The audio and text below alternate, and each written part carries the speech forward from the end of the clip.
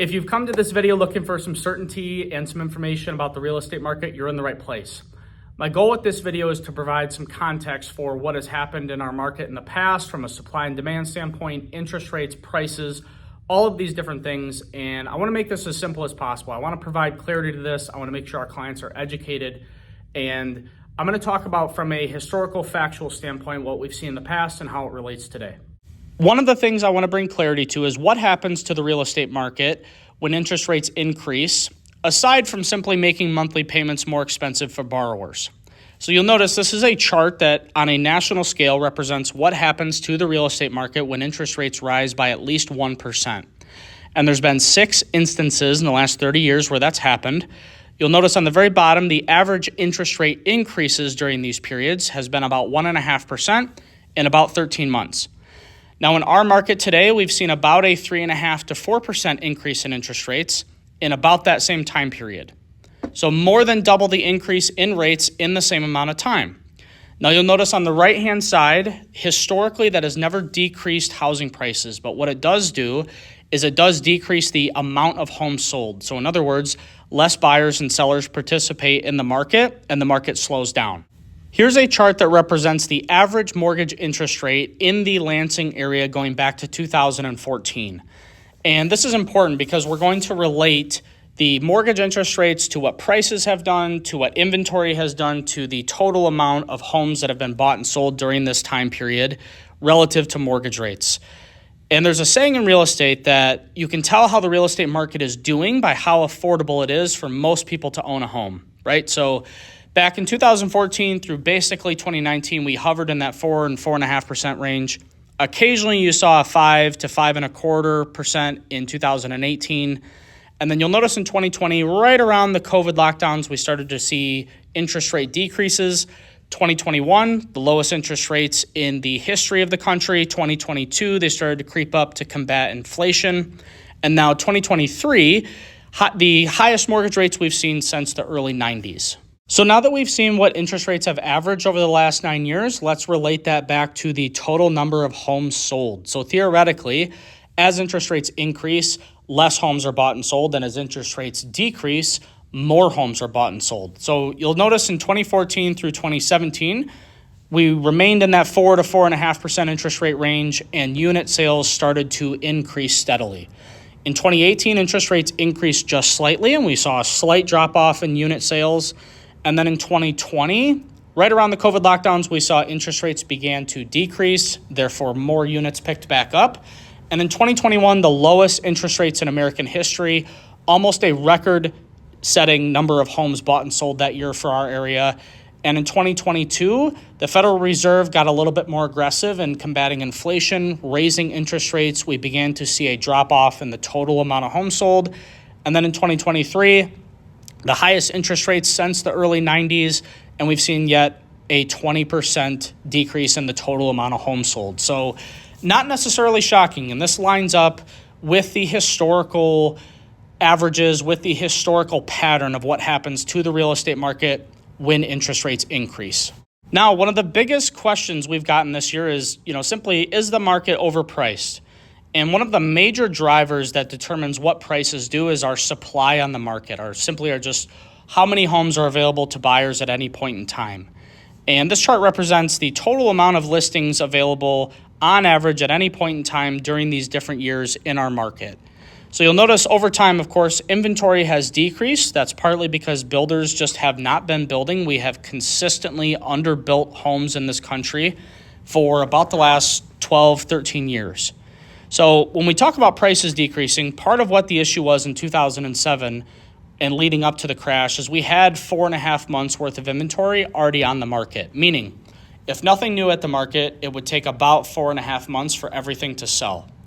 In today's market, we have about 6 weeks. So when we talk about the market being overpriced, if nothing new hits the market, everything sells in 40 to 45 days. There's no bubble to pop. Right? We have such a supply problem. Builders have not been building affordable housing, and that is largely why we just won't see these major price declines for several years, is because of this lack of supply. Now let's tie this all back together with prices. So this chart represents the average price gains going back to 2014 in our area.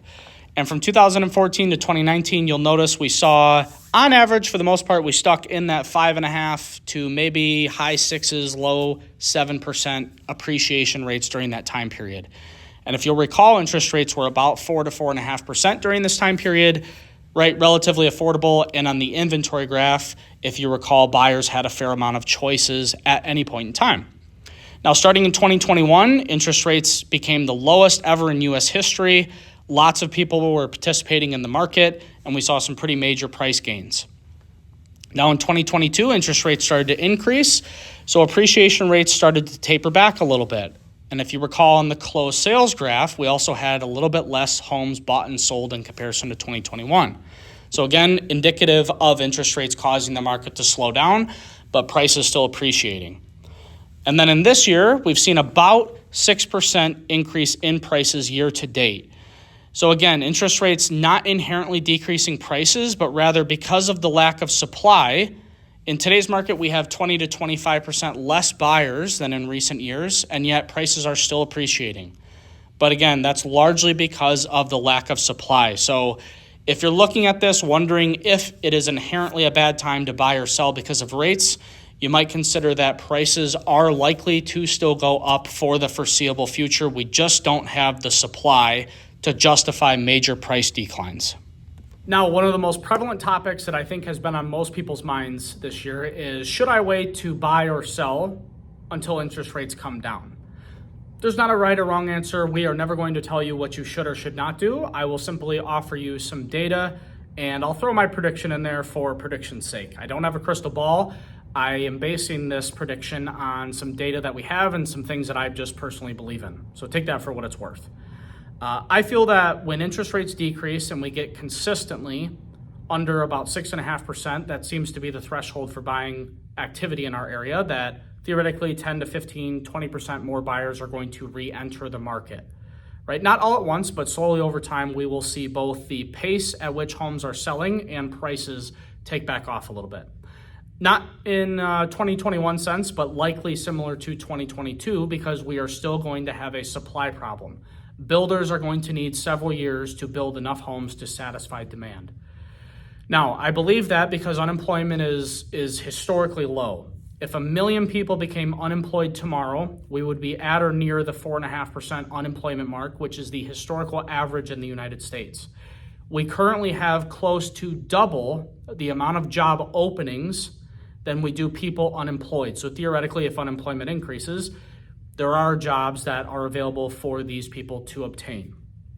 Now, whether they're good paying jobs or not, that is up for debate. I'm just simply stating from that perspective, it's unlike 2008 where unemployment was 8, 9, 10% and buyers and sellers could not, in a literal sense, participate in the real estate market, right? There have been 7 or 8 instances since the late 40s in the United States where we have had high inflation. In every one of those instances, it has taken between 2 and 2.5 years, and in one instance, 3 years, from peak inflation to then get back down to the at or near the target of 2% inflation. In today's market, our peak inflation was in June of 2022, so we are roughly about 16 months into that journey. October of next year would put us roughly about 28 months into that journey, so just over 2 years and approaching that 2.5-year mark from that historical average. So when will interest rates decrease? No one knows. It could be the spring next year. It could be even into 2025. I just personally feel it will be around October of 2024. At that time, again, once we start seeing consistent mortgage interest rates at or sub 6.5%, I think we're going to start to see some buyers trickle back into the market. So should you put your purchase or your sale on hold because of interest rates? That's up to you. If you are currently unhappy in your home, do I feel that interest rates are a reason for you to continue to be unhappy in your home for an extended period of time? I don't. A lot of people are only looking at the negatives of buying in a high interest rate environment, and there are positives. You can likely negotiate more, you'll likely pay less for your new home, and there are ways to get lower interest rates than what the going average is right now. So I hope you found this helpful. If you have questions, please call or text anytime.